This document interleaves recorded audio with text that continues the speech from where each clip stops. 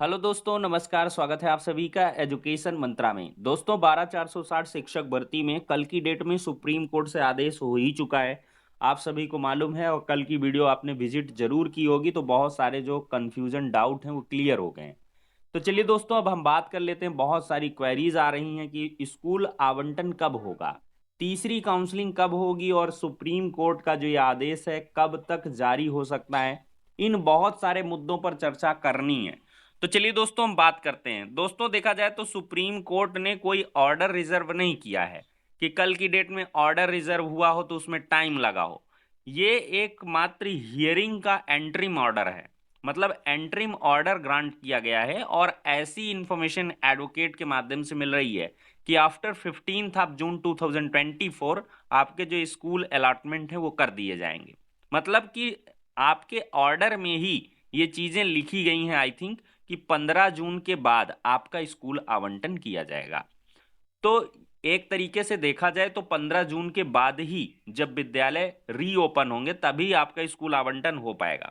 कुछ लोगों का ये कहना है कि ऑर्डर, देखिए, ऑर्डर अगर आ जाता है तो ऑर्डर में अगर ऐसी कोई लाइन नहीं है जो कि बाइंड करती है कि 15 जून के बाद, या उसमें जो है स्कूल आवंटन के आदेश मात्र दिए गए हैं, तो सरकार चाहे तो अभी भी कर सकती है।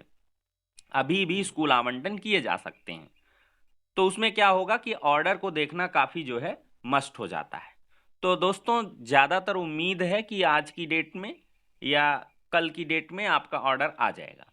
और अभी ज्यादा समय बीता नहीं है, लेकिन क्या बातें होती हैं कि इतनी जल्दी सारी व्यवस्थाओं को कर पाना थोड़ा सा मुश्किल है। क्योंकि जो आदेश आएगा उसकी जो ऑफिशियल कॉपी है वो आती है सचिव साहब के पास, उसको न्याय विभाग में भेजा जाता है। भले ही आदेश हमें, हमारे और आपके समझ में आ जाए, लेकिन कम से कम न्याय विभाग को भेजा जाता है। न्याय विभाग में फाइल जाती है और फिर जब आदेश को पूरी स्टडी करके और वो फाइनली बताते हैं कि जो सरकारी एडवोकेट हुए या जो भी विधि परामर्शदाता रहते हैं, तो उनके हिसाब से काम किया जाता है कि कोई पेचीदगी तो नहीं है कि स्कूल आवंटन कर दिया जाए, कोई बाद में समस्या हो, कैसे भी कुछ भी है। तो इसमें थोड़ा सा टाइम जरूर लगेगा। इतनी जल्दी चीजें हो पाना मुझे थोड़ा सा मुश्किल नजर आ रहा है। बाकी अगर करने को आए तो कुछ भी कर सकते हैं। छुट्टियां होती हैं विभाग की, स्कूल आवंटन किया जा सकता है, कोई दिक्कत नहीं, स्कूल का अलॉटमेंट किया जा सकता है और बाद में जो है ज्वाइनिंग करा दें। छुट्टियों में भी स्कूल आवंटन हो सकता है, क्यों नहीं हो सकता है। और फिर ज्वाइनिंग, लेकिन थोड़ा सा वो व्यवहारिक नहीं होगा, क्योंकि फिर 15 जून से ही आपकी विद्यालय खुलेंगे। स्कूल आवंटन का मतलब होता है कि आपका जो है स्कूल में ज्वाइनिंग होगा डायरेक्टली। आप जा करके स्कूल में ज्वाइन करोगे, स्कूल आवंटन का लेटर दे देंगे कि आपको कौन सा विद्यालय अलॉट किया गया। फिर इसके बाद आप जाओगे, एसडीआई साहब या जो भी आपके बीईओ हैं, ब्लॉक एजुकेशन ऑफिसर, उनको इंटीमेट करेंगे और वो परमिशन ग्रांट करेंगे। जाके विद्यालय में हेडमास्टर को दिखा के आप ज्वाइन करोगे।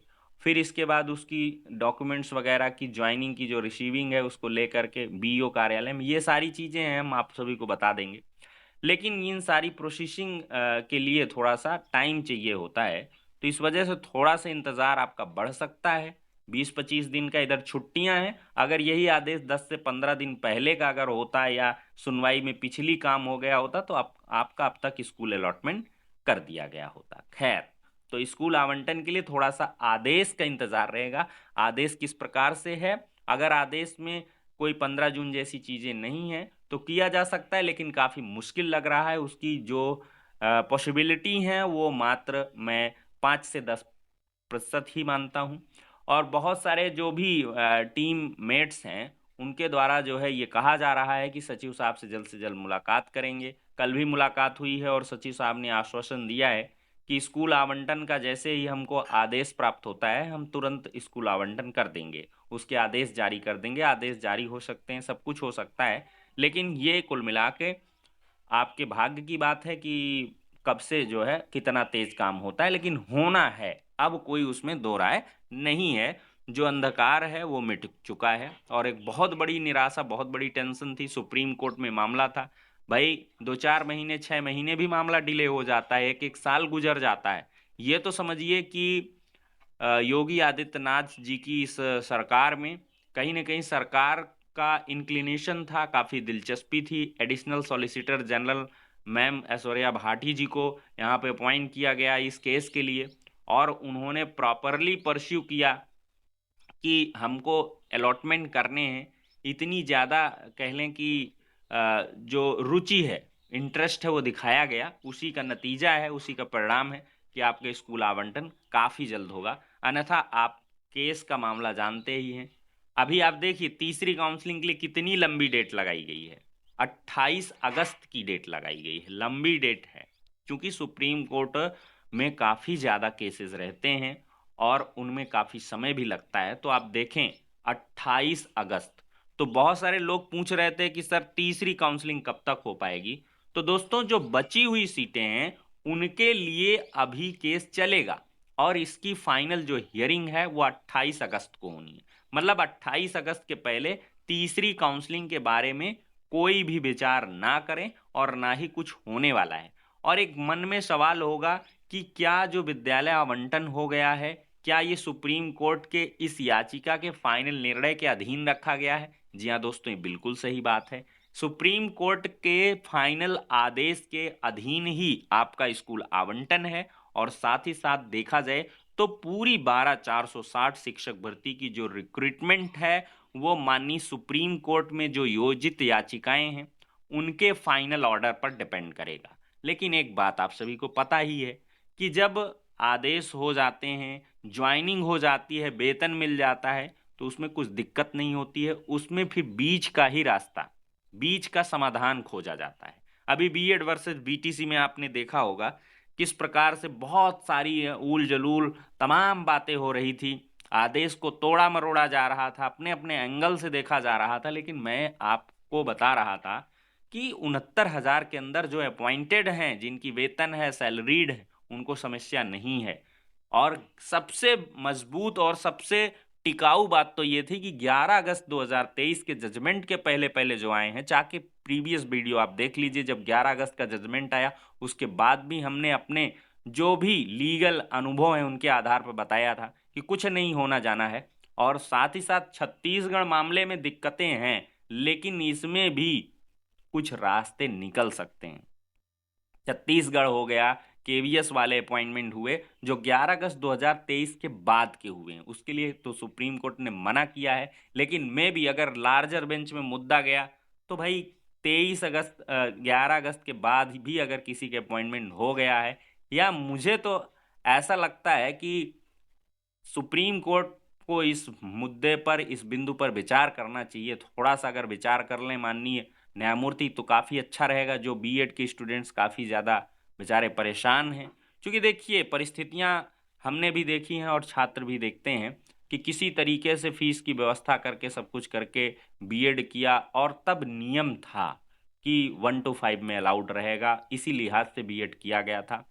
तो उनका कोई बच्चों का दोष नहीं जिन्होंने बीएड कर लिया था। तो अगर उस दरमियान जो नौकरी पा गए उनको आप सिक्योर कर रहे हैं, तो कम से कम जिसको जो है नौकरी नहीं मिली है, अगर उसने उस आधार पर बीएड किया है, तो आप एक हिसाब से उनको एलिजिबल कर रहे हो जो है ब्रिज कोर्स के माध्यम से। तो वही व्यवस्था जब बन ही जाएगी तो उस दरमियान जिन लोगों ने बीएड कर रखा है तो उनको भी ब्रिज कोर्स के माध्यम से करवाया जा सकता है ये काम। लेकिन देखते हैं क्या कुछ होता है, इसके लिए बहुत सारे लोग लगे भी हुए हैं।